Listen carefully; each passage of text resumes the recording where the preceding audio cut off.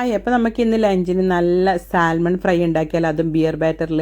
ഞാനിത് ബൂംബാങ്ങിൻ്റെ വീഡിയോ കണ്ടിട്ടാണ് ചെയ്യുന്നത്. അപ്പോൾ കൂടെ എൻ്റെ അസിസ്റ്റൻ്റ് ഉണ്ട് കിച്ചൺ സ്ലാബിൽ. ഇത് എന്ത് കുക്ക് ചെയ്യുമ്പോഴും ആൾക്ക് ഇങ്ങനെ ഇവിടെ ഇരിക്കണം. അപ്പോൾ ഞാൻ എൻ്റെ കയ്യിൽ ഏകദേശം 1.5-2 കിലോനുള്ള സാൽമൺ ഉണ്ടായിരുന്നു. അതൊക്കെ നല്ല നീളത്തിൽ കട്ട് ചെയ്തെടുത്ത് അതിലേക്ക് അത്യാവശ്യത്തിനുള്ള പെപ്പറും നമ്മുടെ സോയാ സോസും സാൾട്ടും ചേർത്ത് നന്നായിട്ട് മാരിനേറ്റ് ചെയ്ത് വെച്ചതിന് ശേഷം ഞാനത് മൈദയിൽ കോട്ട് ചെയ്തെടുക്കുന്നുണ്ട്. നല്ല മൈദയിൽ ഞാൻ ഓരോ പീസും ഇങ്ങനെ കോട്ട് ചെയ്തെടുത്ത് വെച്ചു. എന്നിട്ട് നമുക്ക് ബിയർ ബാറ്റർ തയ്യാറാക്കാം. അപ്പോൾ ഞാൻ അതിലേക്ക് ബിയർ ഒഴിച്ചു കൊടുത്തു. എന്നിട്ട് നമ്മളതിലേക്ക് മൈദ ഇട്ട് കൊടുത്തു. എന്നിട്ട് അത്യാവശ്യത്തിന് ഉപ്പും ചേർത്തിട്ട് നന്നായിട്ട് മിക്സ് ചെയ്തെടുക്കാം.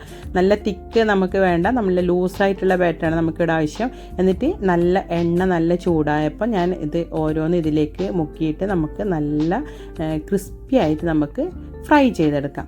അപ്പോൾ നമ്മുടെ എണ്ണ നന്നായിട്ട് ചൂടായിട്ടുണ്ട്. നമ്മുടെ ഓരോ പീസും നമുക്കിപ്പോൾ കാണുമ്പോൾ ഇത് നല്ല ബനാന ഫ്രൈ പോലെയാണ് തോന്നുന്നത്, പക്ഷേ ഇത് നമ്മുടെ സാൽമൺ ആണ്. അപ്പോൾ ആദ്യത്തെ സെക്ഷൻ ഞാനിത് നന്നായിട്ട് പൊരിച്ചെടുത്തിട്ടുണ്ട്. അപ്പോൾ ഇതുപോലെ നമ്മൾ ഓരോന്നും പൊരിച്ചെടുത്തു. എല്ലാം നമ്മൾ ഇതേപോലെ നല്ല ചൂടായ എണ്ണയിലേക്ക് നല്ല ക്രിസ്പി ആയിട്ട് നമ്മൾ പൊരിച്ചെടുത്തു. അപ്പോൾ നമ്മൾ ഇന്നത്തെ ഉച്ചയ്ക്ക് നമ്മൾ ലഞ്ചിന് ഇത് മാത്രമാണ് കേട്ടോ കഴിച്ചത്. നല്ല ക്രിസ്പി ആയിരുന്നു കേട്ടോ. അപ്പോൾ പിന്നെ ഉണ്ടാക്കിയിട്ട് നമ്മളൊരു 5-10 മിനിറ്റിൻ്റെ ഉള്ളിൽ കഴിക്കണം. കൂടുതൽ സമയം വെച്ചെങ്കിൽ ആ ക്രിസ്പിനെസ് നല്ല കിറാന്നുള്ള സൗണ്ട് വരുന്നുണ്ട്.